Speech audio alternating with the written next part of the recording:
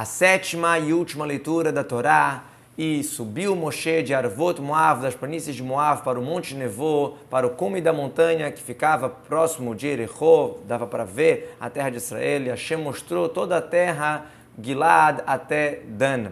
De Arvot Moav para o Monte Nevô, eram vários degraus, eram várias subidas, e Moshe fez isso num passo só. Deus viu, mostrou para ele toda a terra, ou seja, todas as épocas do povo de Israel, quando estava na sua época tranquila, e os opressores, que futuros seriam opressores, tudo isso Moshe já viu na profecia. Até Dan, ou seja, Hashem mostrou para eles o pessoal fazendo a Avodah Zará, a tribo de Dan, como está escrito, que fizeram uma estátua, e mostrou Shimshon, que era futuro sair da tribo de Dan, como o salvador do povo de Israel. E todo o Naftali, a terra de Efraim, Menashe, toda a terra de Eudá, até o mar final, que seria também Yom HaAcharon, o dia final.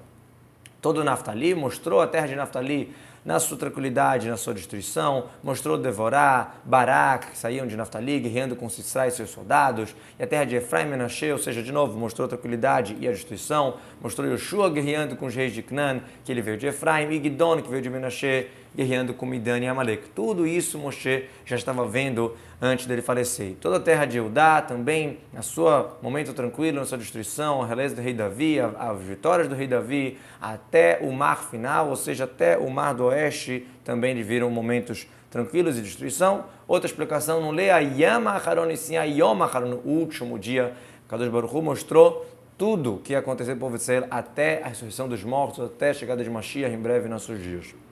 E o sul, e o Kikar, a planície de Jericó, a cidade das Tâmaras, até Tzor.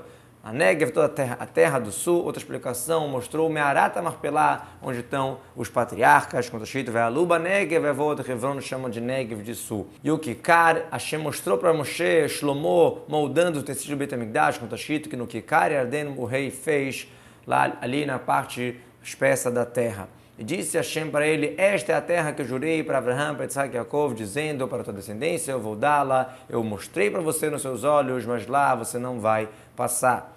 Ou seja, você pode contar, quando você for falecer, Moshe, você vai subir e vai falar para Abraham, Isaac e Jacob, o juramento que Hashem fez, ele cumpriu. Isso que fala lemor, para dizer, ou seja, eu estou te mostrando para você falar, mas tem um decreto perante mim que você não vai entrar. A gente sabe que se Moshe entrasse, ia ser eterno, mas ia chegar. E por algum motivo, não era para acontecer assim. Se não fosse isso, eu ia fazer você ficar vivo até que você veja eles montados, fixos lá, aí você vai poder falar para os patriarcas, mas não deu para falar isso, porque você, por algum decreto, você tem que falecer aqui, mas você já viu o que vai acontecer, então conte para os patriarcas que está sendo cumprida a promessa. E faleceu lá Moshe, o servo de Deus, na terra de Moav, de acordo com o dito de Hashem, Alpi Hashem, literalmente pela boca de Hashem. Será que Moshe faleceu? Né? Tá escrito, e ele mesmo está escrevendo, Vayamot, morreu Moshe, quem escreveu a Torá é Moshe. Somente o que até aqui escreveu Moshe, daqui em diante escreveu Yehoshua. Essa é uma opinião. Rabi Meir fala, não. Quando fala Sefer Torá, que ele entregou o Sefer Torá, será que está faltando alguma coisa? Está escrito, pegue este Sefer Torá. Somente o que Kadosh Baruch Hu estava falando e Moshe estava escrevendo com lágrimas, por uma certa explicação, esses últimos versículos da Torá. Alpi Hashem, de acordo com a boca de Deus, seja com a morte de Neshika, a morte de beijo, a morte mais delicada possível. Vaikbor Otobagai, e enterrou a ele no vale, na terra de Moav, na frente de Beit Peor, e nenhum homem sabe o local onde ele está sepultado até o dia de hoje. E enterrou ele, quem enterrou? O próprio Kadosh Baruch Hu. Outra explicação, Rabi Shmuel diz, Moshe se enterrou, imagina o nível. É um dos 3 lugares que Rabi Shmuel explicava como o, querendo falar a si mesmo. Por exemplo, Beyom Elot Emei Nizro Yavi Oto, no dia que vai preencher os dias do Nazir, ele vai trazer a ele. Na verdade, a pessoa vai se apresentar, vai trazer a si mesmo. Ou Veisi Otam Avon Ashma, vão carregar uma culpa, também está falando deles mesmos, não outras pessoas vão carregar essa culpa. A mesma coisa aqui, Moshe próprio se enterrou.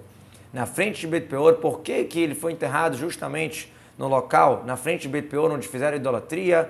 Aquele local para ele ser enterrado já estava pronto desde os 6 dias da criação do mundo, para perdoar sobre o pecado do Peor. E essa é uma das coisas que foram criadas no Ben Hashmashot, ali no entardecer, no momento duvidoso entre dia e noite, na véspera do Shabat. E Moshe tinha 120 anos quando ele faleceu, não enfraqueceu o seu olho e não saiu a sua umidade.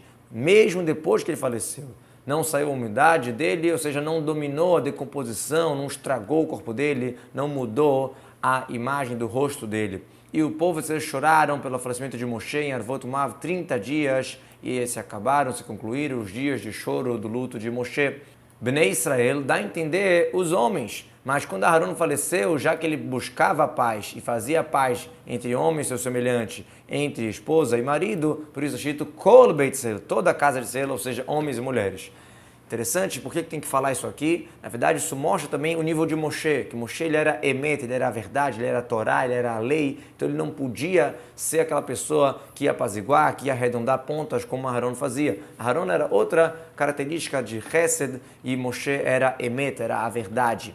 E Yoshua ben Nun ficou cheio do espírito de sabedoria, porque Moshe apoiou suas mãos sobre ele, escutaram para ele o povo de Israel e fizeram como Hashem ordenou a Moshe, que agora vão obedecer Yoshua, o próximo líder. E não se levantou um profeta mais no povo de Israel como Moshe, que Hashem soube ele, se conectou com ele face a face, ou seja, o seu coração estava acostumado, grosseiro, no sentido de acostumado a falar com Hashem o tempo inteiro. Como ele falou, agora eu vou falar com Hashem, peraí um minutinho, esperem que eu vou ver o que Hashem está me dizendo. Ou seja, realmente uma conexão direta.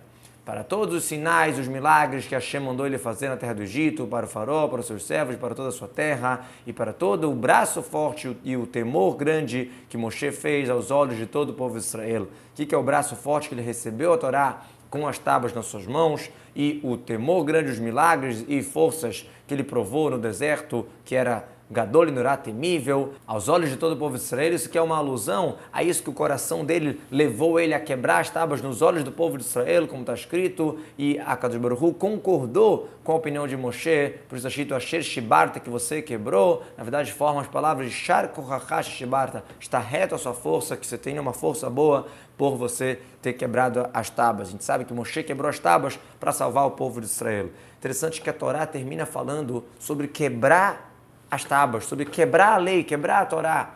Depois que você estuda o livro todo de Torá, você entende que existe uma conexão com Hashem, existe um ponto da vida que é mais importante do que as próprias regras. Isso faz parte da Torá também, e a Torá registra isso, e Moshe, como líder nato, que está preocupado com o povo de Israel, com a essência do povo de Israel, ele quebrou as tábuas para não ter uma acusação para o povo de Israel.